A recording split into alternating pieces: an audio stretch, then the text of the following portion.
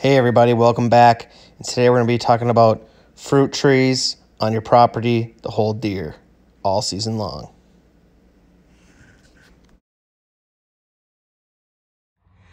So here's my 2 apple trees I just planted. Both of them are Honeycrisp apple trees here. So this is where my micro plot's going to be.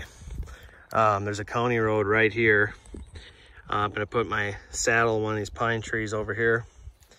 And then I'm going to put a micro plot, probably a good, 15-foot strip through here, all the way going to those trees over there.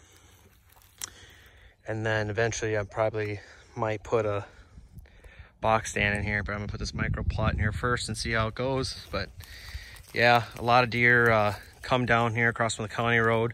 It's a cornfield, typically a bean field and woods, but all the deer cross here because what we have going for us here is I have a crabapple tree that's over here, and I'll bring you over there, but all the deer come from all over the place and they come to that crabapple tree, and especially during the rut I get a lot of different bucks on camera, so we'll go over there and we'll look at it. All right, so there's that crabapple tree, and a lot of the deer come from on this side out of a little swamp, and they come and eat on this tree. And then they got a trail that comes right down through here. There's Remy, my co-star.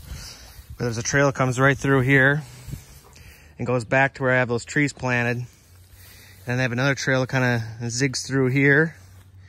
And they got another main trail that comes up around here and back into the pine trees here. But anyways, yeah, the deer come to this crabapple tree like clockwork, and it is just unbelievable, you know, how many apples this thing produces. And the great thing about it is it holds apples, they don't drop, so the deer can feed on this thing.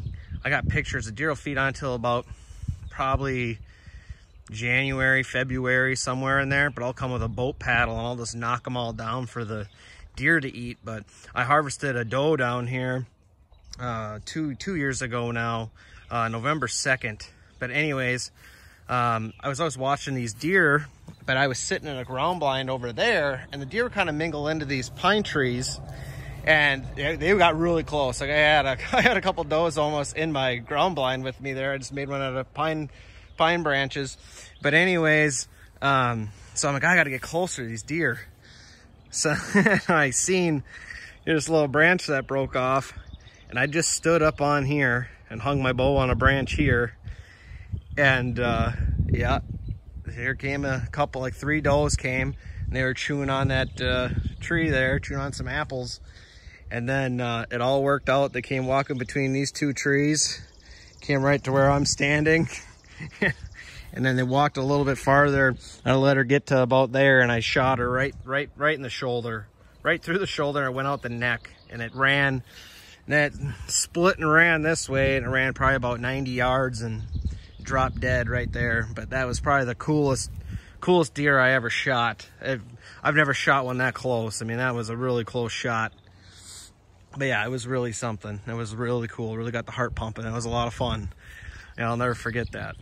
So anyways, if you really want to hold deer on your property, especially if you want to hunt late season and late season bucks, this is what you need, because it's like I said, these apples, there's a lot of them on these trees, and they hold on all winter long.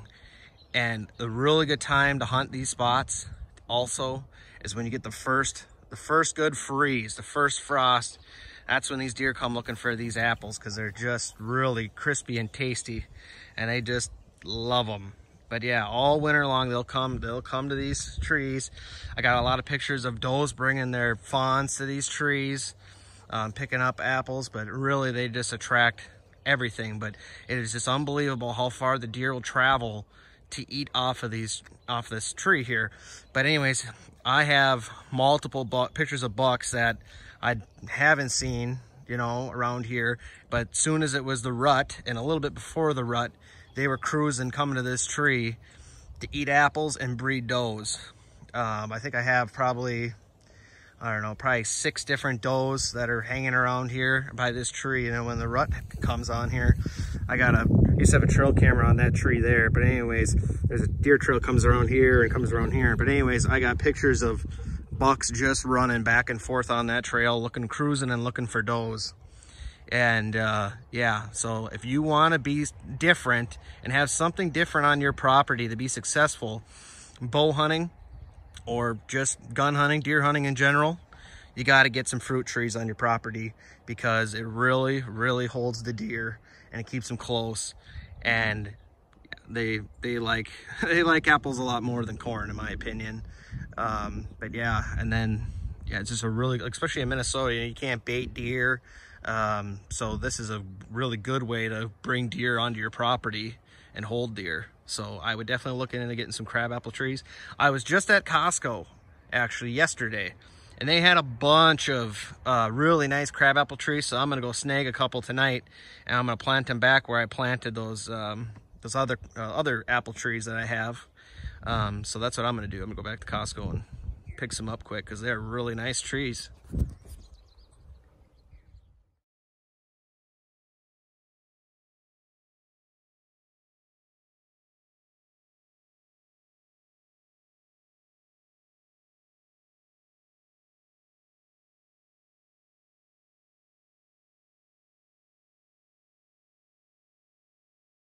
Here are some pictures of those bucks I was talking about that are coming from a ways away. And the thing is that this property is standing out with these crabapple trees. So if you guys really want to stand out to these deer, get yourself some crabapple trees and you'll be very successful. Thank you for watching. Please like, subscribe, comment. Thank you. Have a great day.